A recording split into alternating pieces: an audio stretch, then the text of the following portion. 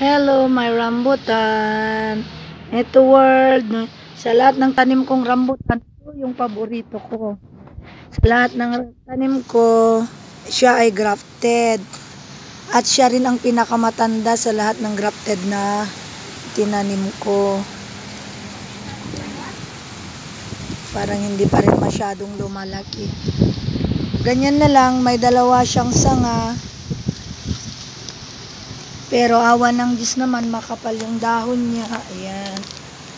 Ayan. Alagang-alaga ko yan. Ayan. Dinakod ko pa siya ng ganyan bricks para siguradong hindi siya basta-basta matatapakan. Ayan. Lagyan ko ng para sure na magsosurvive siya. Hindi siya basta-basta mababali. Oh, ganda.